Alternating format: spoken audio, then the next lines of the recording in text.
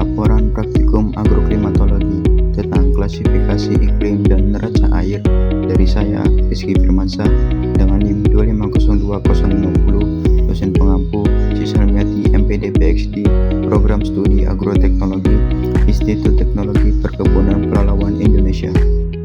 Pendahuluan. Klasifikasi iklim adalah sistem pengelompokan kondisi iklim suatu wilayah berdasarkan unsur-unsur cuaca seperti suhu, curah hujan, kelembapan, dan angin untuk memudahkan pemahaman karakteristik iklim di berbagai daerah yang banyak digunakan dalam bidang pertanian, hidrologi, dan lingkungan.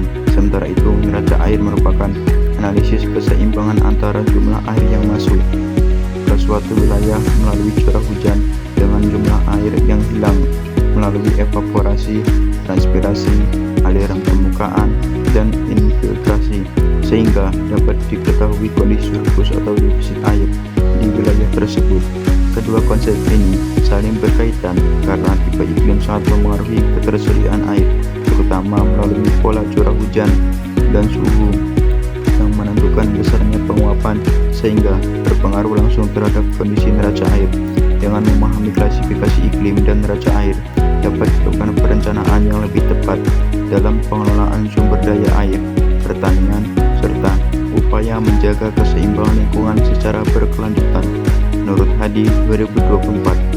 Tujuan praktikum: mengetahui cara mengklasifikasikan curah hujan berdasarkan data iklim, menganalisis kondisi surplus air dan defisit air melalui neraca curah hujan. Alat dan bahan. Alat dan bahan yang digunakan ada laptop dan data curah hujan 10 tahun terakhir. Selanjutnya, cara kerja. Buatlah tabel data curah hujan 10 tahun terakhir berdasarkan kota yang telah ditentukan. Lalu, klasifikasi data curah hujan menggunakan metode Oldeman untuk menentukan bulan lembab, bulan basah, dan bulan kering. Menentukan tipe iklim, menentukan surplus atau defisit dari curah hujan, membuat diagram, menentukan pola tanam apa saja yang cocok diterapkan pada iklim tersebut, membuat kesimpulan dari semua ini. Hasil dan pembahasan klasifikasi curah hujan 10 tahun terakhir. Berdasarkan tabel klasifikasi curah hujan 10 tahun terakhir, diketahui bahwa curah hujan bulanan didominasi oleh kategori bulan lembab pada periode Januari hingga Juli dengan kisaran curah hujan antara 116 sampai 196 mm per bulan. Curah hujan tertinggi pada kategori ini terjadi pada bulan Mei sebesar 196 mm, sedangkan yang terendah terjadi pada bulan Februari sebesar 116 mm. Kondisi tersebut menunjukkan bahwa wilayah penelitian masih memiliki ketersediaan air yang cukup untuk mendukung aktivitas pertanian dan menjaga kelembapan tanah. Selanjutnya, pada periode Agustus hingga Desember terjadi peningkatan curah hujan sehingga diklasifikasikan sebagai bulan basah dan kisaran curah hujan 206 sampai 296 mm per bulan. Curah hujan tertinggi terjadi pada bulan Oktober sebesar 296 mm, diikuti November sebesar 276 mm dan September sebesar 266 mm. Tingginya curah hujan pada periode tersebut menunjukkan meningkatnya intensitas hujan yang dapat menimbulkan genangan dan erosi apabila pengelolaan lahan kurang baik.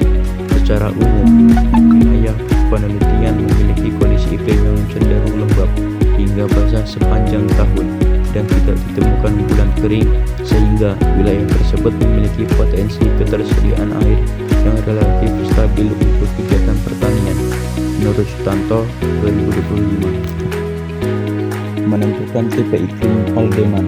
Berdasarkan klasifikasi Oldeman, Pertanian termasuk tipe iklim C dengan 5 bulan basah dan kategori agak basah. Kondisi ini menunjukkan curah hujan cukup untuk mendukung pertanian, terutama tanaman padi dan jagung. Tipe iklim ini untuk membantu dalam menentukan pola tanam yang sesuai agar hasil pertanian lebih optimal. Menurut Syahputra 2020. Data tabel curah hujan PT. Berdasarkan tabel neraca air bulanan, kota Medan terlihat bahwa curah hujan dan evapotranspirasi menunjukkan hubungan yang memengaruhi kondisi surplus dan defisit air. Nilai ET setiap bulan sebesar 120 mm, sedangkan curah hujan mengalami perubahan setiap bulan. Pada bulan Januari hingga Agustus serta bulan Desember, kondisi wilayah mengalami defisit air. Meskipun pada beberapa bulan nilai curah hujan cukup tinggi, hal ini menunjukkan bahwa kebutuhan air tanaman dan kehilangan air melalui evapotranspirasi masih lebih besar dibandingkan ketersediaan air efektif. Sementara itu, pada bulan September hingga November terjadi surplus air karena curah hujan jauh lebih tinggi dibandingkan ET, sehingga cadangan air tanah meningkat. Surplus tertinggi terjadi pada bulan Oktober dengan nilai PET sebesar 176 mm. Kondisi ini menunjukkan bahwa kota Medan memiliki pola distribusi hujan yang tidak merata sepanjang tahun, sehingga memengaruhi ketersediaan air untuk pertanian. Menurut Hidayat 2021, menentukan potensi defisit air. Berdasarkan hasil analisis potensi defisit air, diketahui bahwa defisit air terjadi pada bulan Januari sampai Agustus dan bulan Desember. Kondisi ini disebabkan oleh curah hujan yang lebih rendah dibandingkan kebutuhan air tanaman dan besarnya evapotranspirasi. Defisit air menunjukkan bahwa jumlah air yang tersedia di dalam tanah tidak mampu memenuhi kebutuhan tanaman secara optimal. Hal ini dapat menyebabkan pertumbuhan tanaman terganggu, terutama pada tanaman yang membutuhkan banyak air seperti padi.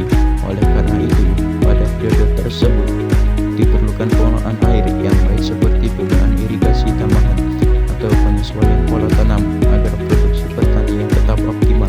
Sebaliknya, pada bulan September hingga November terjadi surplus air sehingga lebih cocok untuk tanaman yang membutuhkan banyak air. Analisis ini penting untuk menentukan strategi pertanian yang sesuai dengan kondisi iklim setempat. Menurut Siregar 2020. Rekomendasi pola tanam. Pada pola 1, tanpa irigasi, tanaman yang dipilih umumnya merupakan tanaman yang lebih toleran terhadap keterbatasan air. Pada musim hujan bulan April sampai November ditanam padi, kacang tanah, dan ubi jalar karena ketersediaan air hujan cukup untuk mendukung pertumbuhan tanaman tersebut. Memasuki akhir musim hujan pada bulan Desember sampai Januari, petani disarankan menanam terong, kacang hijau, dan kedelai karena kebutuhan air tanaman mulai berkurang.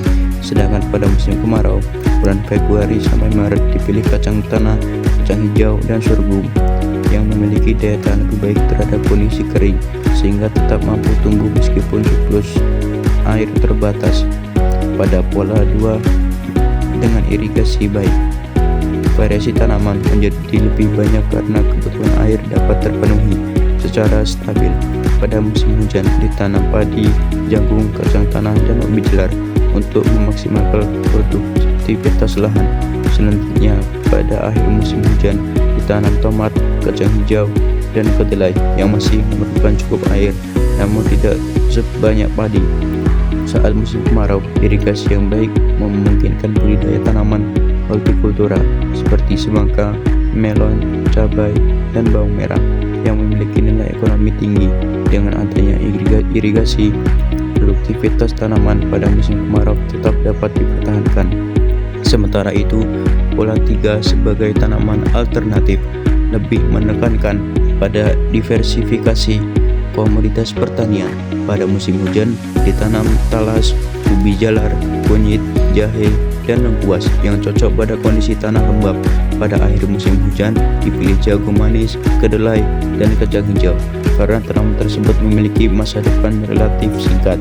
Kemudian pada musim kemarau ditanam ubi kayu, kacang tanah, dan wijen yang dikenal tahan terhadap kekeringan. Pola ini dapat menjadi alternatif bagi petani untuk meningkatkan variasi hasil pertanian sekaligus mengurangi ketergantungan pada suatu jenis tanaman saja. Secara keseluruhan, ketiga pola tanam tersebut menunjukkan bahwa pemilihan tanaman harus disesuaikan dengan kondisi iklim, musim, dan ketersediaan air.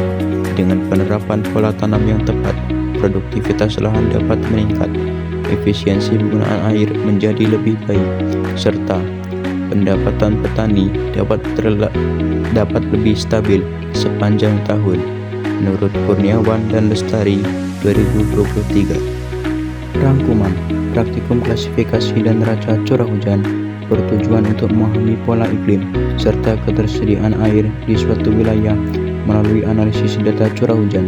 Pada praktikum klasifikasi, data curah hujan digunakan untuk menentukan tipe iklim sehingga dapat diketahui karakteristik musim basah dan musim kering di suatu daerah. Sementara itu, pada praktikum neraca curah hujan dilakukan perbandingan antara jumlah curah hujan dan kebutuhan air untuk mengetahui kondisi surplus maupun defisit air.